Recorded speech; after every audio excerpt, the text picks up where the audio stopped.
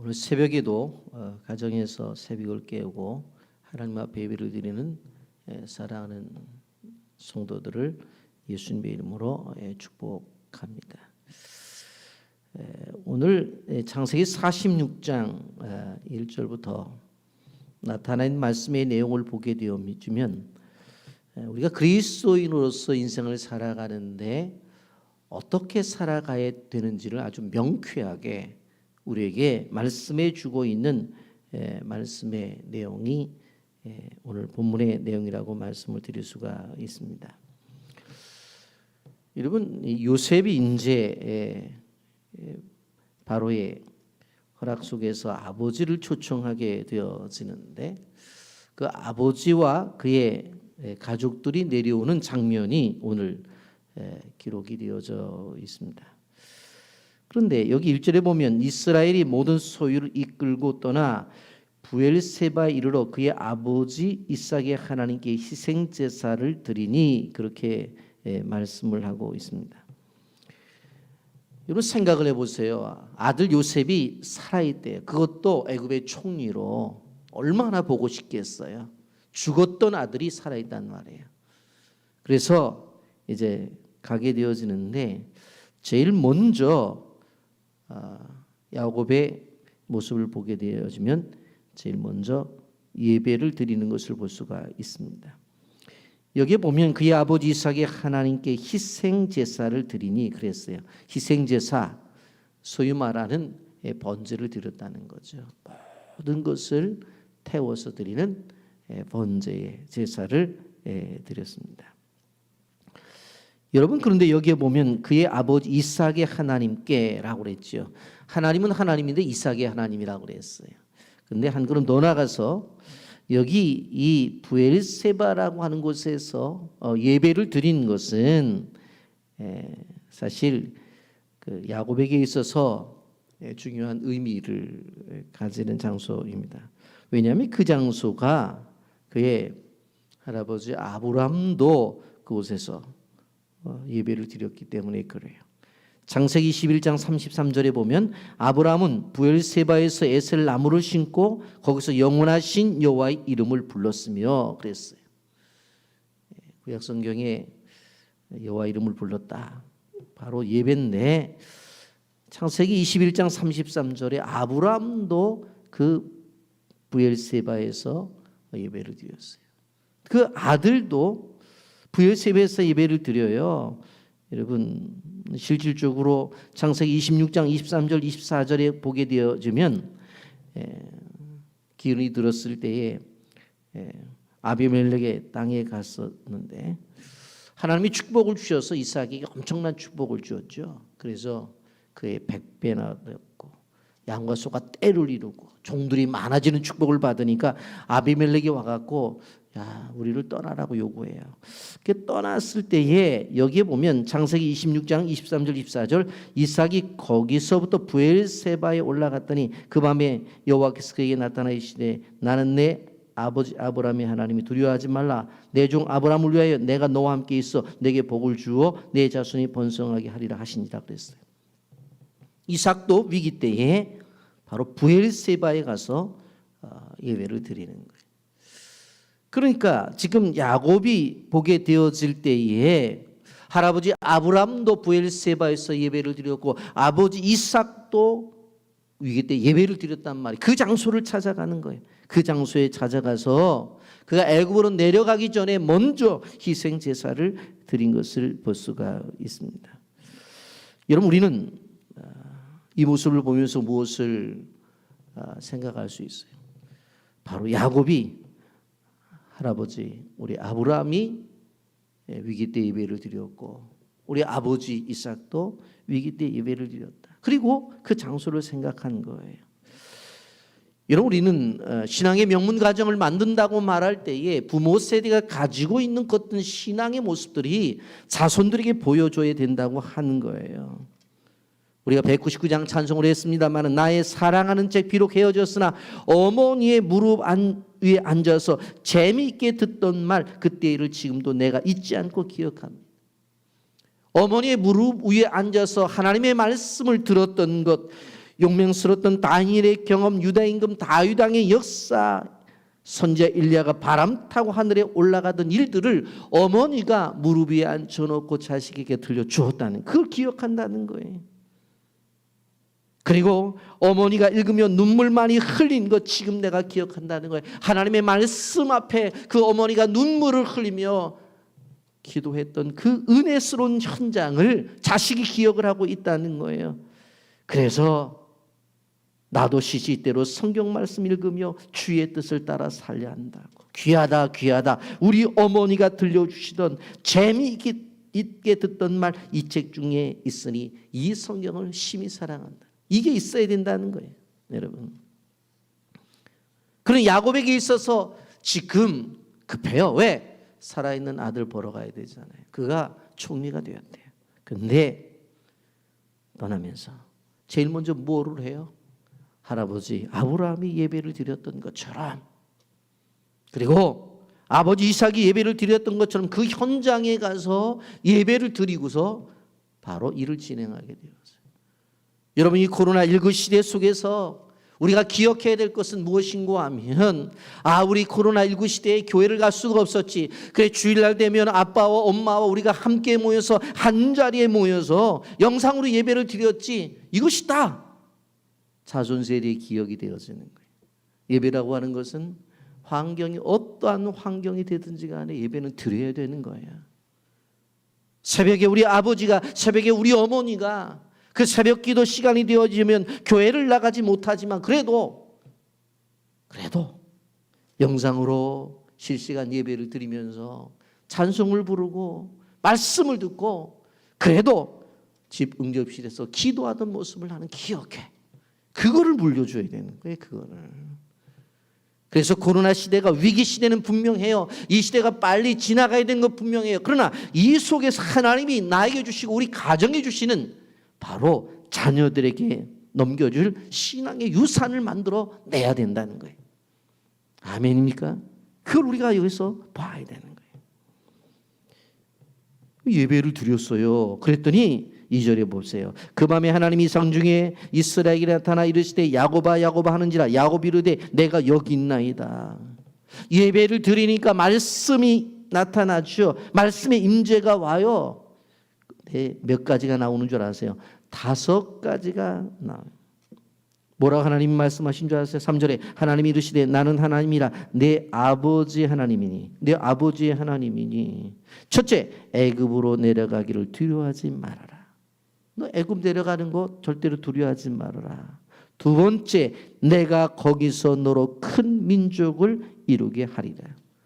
지금은 가족으로 내려가지만 그곳에 가서 민족을 만들어 줄 거야. 이렇게 약속의 말씀을 주셔요. 세 번째, 내가 너와 함께 애굽으로 내려가겠고 반드시 너를 인도하여 내가 너와 함께 애굽으로 내려가겠다.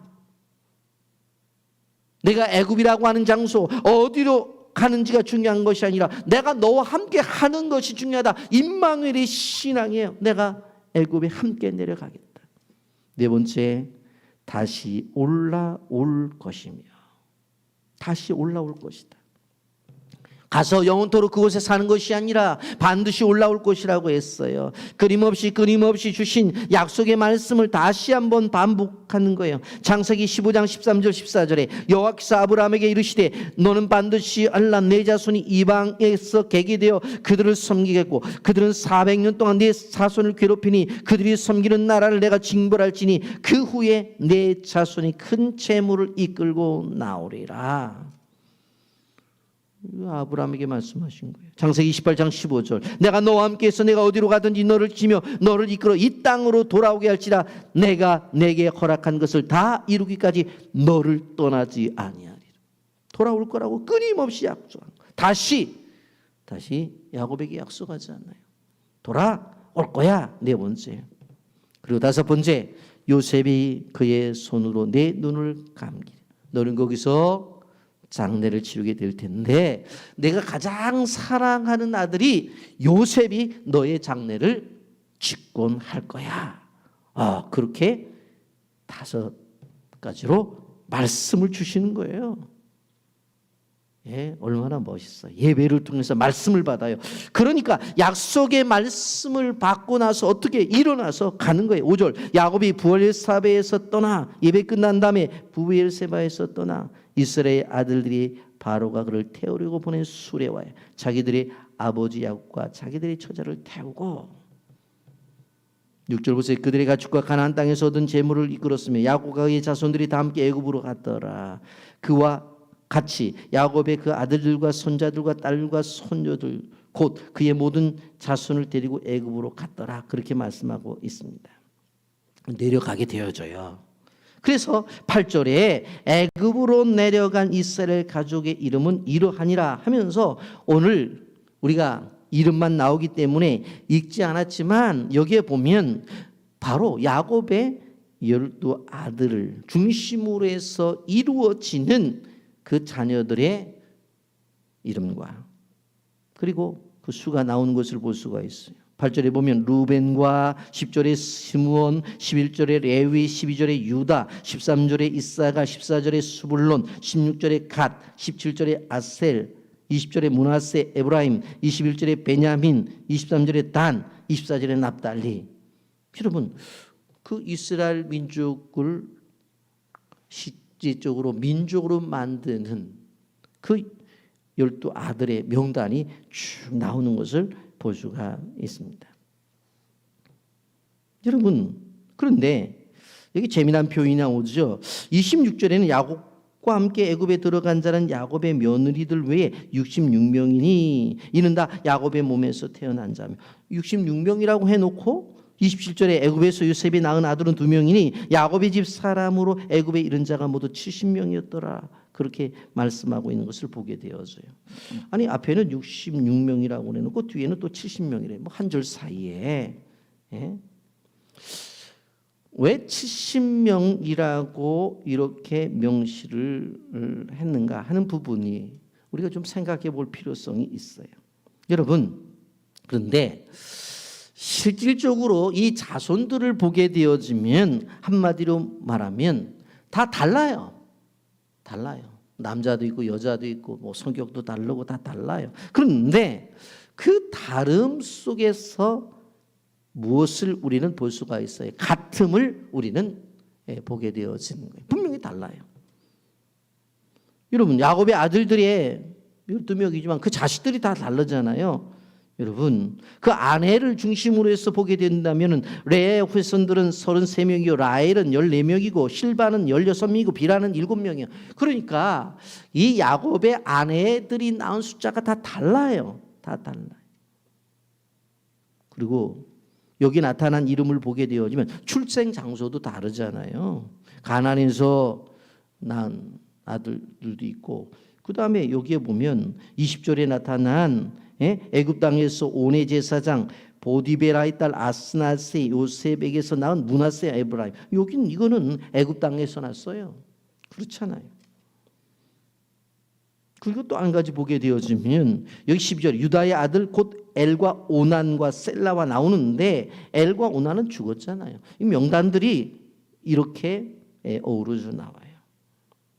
근데 실질적으로 왜 이 70명이라고 하는 숫자를 이렇게 이야기를 해 주는가 하면 후에 세대의 사람들이 애굽에 이주한 사람들이 70명이었어라고 하는 것을 기억하고 인식하기 위해서. 그런데 지금 어떻게 되었잖아. 이거 봐봐 한 200만 명이나 되었잖아. 그것을 가르쳐 주기 위해서 그런 거예요. 여러분. 근데 좀 더 생각을 해보면 여기서 왜 70이라는 숫자를 고수했는가? 우리는 7이라는 숫자가 사실은 완전수라고 하는 것을 여러분들이 잘 알 거예요. 3이라는 숫자, 성부, 성자, 성령. 4라는 숫자, 동서남북. 이 4라는 숫자가 세상의 숫자죠. 그러니까 하나님의 숫자와 세상의 숫자가 합해지면 어떻게 되어져요? 7이라는 숫자가 나와요. 거기에 완전수인 10이라는 것을 곱하면 70명이 나오는 거예요. 그래서 70장로가 나오는 거고 사내들인 공회원이 70명이고 그리고 70문도 이렇게 나오는 것을 볼 수가 있어요. 하나님을 이야기하게 될 때에는 3이라는 숫자가 상징적으로 나타나고 4라는 숫자, 세상을 말할 때는 4라는 숫자가 상징적으로 나타나요. 그래서 광야 40년 그런 4자가 나오는 거고, 40일 동안 금식하셨다 예수님이 세상 속에서 하게 될 때는 이 4라는 숫자가 나타나요. 그런데 이 하나님의 숫자인 3과 세상의 숫자인 4가 플러스가 되면 7, 그리고 그것을 곱하면 12이 나오는 거예요. 그래서 12지파, 12제자, 그리고 12 곱하기 10이면 바로 거기다가 공을 더하면 14만 4천 해서 이 10이라는 숫자, 그러니까 3과 4가 더해졌느냐 곱해졌느냐라고 하는 것에서 성경에서 보면 상징적인 숫자가 나오는 것을 볼 수가 있어요. 그래서 사실 이 70명이라고 하는 것은 정확한 숫자를 이야기하는 게 아니에요. 여러분 여기 7절에 보면 이와 같이 야곱이 그의 아들들과 손자들과 딸들과 손녀들, 우리는 야곱이 딸이 디나 하나밖에 없다고 생각을 했는데 여기 보니까 딸들 그러니까 하나가 아닌 것 같아요. 더 많아요. 도대체 그럼 성경이 말하는 의도가 도대체 뭐냐? 바로 언약의 백성의 완전성을 가르쳐 주는 거예요. 언약 백성들의 완전함. 그러니까 지금 실질적으로 애굽에 내려간 사람이 70명이라고 하지만 그러나 사실은 더 많아요. 그런데 왜 이렇게 했느냐? 바로 언약의 백성의 완전성을 보여주기 위해서. 그리고 나중에 몇 명이 애굽에 내려왔지 했을 때 대표적인 숫자로 70명을 이야기를 하고 있는 것을 보게 되어집니다. 여러분 우리가 오늘 이 창세기 46장 1절부터 27절의 말씀을 보면서 삶의 원리를 여기서 말씀한다고 이야기를 하고 있는데 여러분 한번 보세요. 성도의 삶이 어떤 삶이 되어져야 되느냐? 우리의 인생의 삶이 어떤 삶이 되어져야 되느냐? 지금 1절에 보면 이스라엘이 모든 소유를 이끌고 떠나 부엘세바에 이르러 그랬어요. 이미 이삿짐을 쌌어요. 애굽에 내려가려고. 그런데 그 시점에 무엇을 해요? 가는 길을 멈추고 예배의 자리를 피고 있어요. 여러분 우리는 인생을 살아가면서 어떤 목적을 가지고 나가게 되어질 때에 시작하면서 예배를 드리기도 하지만 중간중간 가면서 하나님 앞에 예배를 드려야 돼요. 하나님 지금 가고 있는 것이 맞습니까? 지금 내가 진행하고 있는 것이 옳은 일입니까? 아버지 하나님 힘든데 새 힘을 주십시오 하면서 가는 길을 멈추고 먼저 예배의 자리를 펴야 된다는 거예요. 그리고 그 예배의 자리에서 여기 보세요. 1절 하반절에 그의 아버지 이삭이 하나님께 희생제사를 드리고 뭐예요? 희생제사, 번제를 드린다는 거예요. 여러분 번제를 드렸다는 것은 뭐예요? 재물을 다 태워서 하나님 앞에 드렸다고 하는 거예요. 곧 이 말은 무엇인가 하면 지금 애굽에 내려가지만 실질적으로 나 자신 전부를 하나님 앞에 드립니다. 그 의도가 있는 거예요. 우리 인생의 삶 속에서 마찬가지 끊임없이 하나님께서 우리에게 요구하시는 것이 무엇인 줄 아세요? 끊임없는 바로 이 희생제사를 요구하세요. 번제를 요구하세요. 그래서 희생제사를 드리잖아요. 여러분 우리는 우리의 삶 속에서 나의 생각을 멈춰야 될 때가 있어요. 나의 생각, 나의 판단과 나의 결정을 멈추고 그리고 하나님의 말씀을 구할 때가 있어야 돼요. 분명 그 진행을 하고 있어요. 나가고 있어요. 그런데 어느 한순간에 멈춰야 돼요. 그리고는 하나님 앞에 앉아서 예배를 드려야 돼요. 그리고 하나님의 뜻을 또 구해야 돼요. 그러면 하나님이 말씀을 주셔요. 말씀을 주셔요. 여기 말씀을 봤잖아요. 5가지 말씀했다고 했잖아요. 애굽으로 내려가기를 두려워하지 말아라. 내가 너로 거기 가서 큰 민족을 이루게 하겠다. 그리고 너 혼자 가는 것이 아니야. 내가 함께 가주겠다. 그리고 다시 너희 자손은 올라오게 될 것이고 나이든 너는 그곳에 가서 죽을지라도 네가 가장 그리웠던 그 아들 요셉이 너희 장례를 성대하게 치러 줄 것이다. 요셉이 그의 손으로 내 눈을 감겨주겠다. 오히려 예배를 통해서 아주 자세하게 듣잖아요. 자세하게. 예배 전에는 하나님 왜 이렇게 인도하시지? 뜻이 있을 거야? 그리고 뭐 이삿짐 쌌을 거예요. 그런데 예배 드리니까 자세하게 말씀해 주시잖아요. 자세하게. 이제 말씀을 듣고 자기가 가지고 있던 두려움이 사라져 버렸어요. 염려와 불안이 사라져 버렸어요. 소위 말해서 기쁨을 가지고 떠나요. 우리식으로 표현하면 휘파람을 불면서 떠나는 거예요. 순종이 오는 거예요. 왜 순종이 안 되는 줄 아세요? 말씀에 임재가 없고 그 말씀을 듣지 못하니까 불안해서 순종이 안 되는 거예요. 하나님이 직접 말씀해 보세요. 어떻게 순종이 안 되는지. 그래서 이 본문 구조를 보게 되어지면 뭐예요? 이렇게 딱 명쾌하게 나와요. 예? 하나님의 일, 사역을 하게 되어질 때에 뭐가 예배가 있어야 된다. 예배가 있으면 하나님이 그곳에서 예배를 통해 말씀을 주시잖아요. 지금도 여러분들이 말씀을 듣잖아요. 그 말씀을 들은 사람들은 어떻게 되어져요? 순종을 하게 되어지고 그 다음에 보게 되어지면 8절부터 쭉 나타나 있는 사람들이 다 야곱과 함께 애굽에 내려가잖아요. 이 사람들이 순종하는 사람들이라고 하는 거예요. 이 새벽에 꼭 기억하세요. 우리의 삶 속에 뭐가 있어? 예배가 있어야 된다. 그 예배 속에 무엇이 임한다? 말씀이 임한다. 그런 말씀을 듣는 사람들은 어떻게 순종한다는 거예요. 그 사람들은 순종하고 일어서서 하나님이 약속하신 그곳으로 가는 거예요. 여러분, 우리 말씀을 통해서 이 코로나 시대를 살아가면서 꼭 기억하셔야 돼요. 끊임없는 예배. 끊임없는 예배가 있어요. 그리고 하나님께서 말씀을 읽든지 듣든지 암송하든지 암기하든지 연구하든지 어떠한 것들을 하든지 간에 그 말씀을 여러분이 들으려고 하는 기대와 그 말씀을 향해서 달려가고자 하는 열정이 있어요. 그래서 아멘이 나와야 돼요. 말씀을 들을 때 아멘, 아멘, 아멘. 그렇습니다. 그렇습니다. 아멘. 말씀이 내 마음에 확 닿잖아요. 그러면 순종을 안 할 수가 없어요. 여러분 왜 순종을 안 하는 줄 아세요? 말씀이 오질 않으니까 순종을 안 하는 거예요. 말씀이 마음속에 부딪히고 말씀이 정말 히브리서 기자가 말한 것처럼 심령과 골수를 쪼갠다고 했는데 그 말씀이 내게 오면 순종하게 되었어요. 그러면 나도 이 순종의 반열에 설 수 있다. 꼭 기억하시기를 바랍니다. 예배를 통한 말씀, 그 말씀을 듣게 되어지면 순종하게 되어지고 그 순종의 그룹 속에 나도 들어가서 하나님이 주신 약속의 땅으로 갈 수가 있다.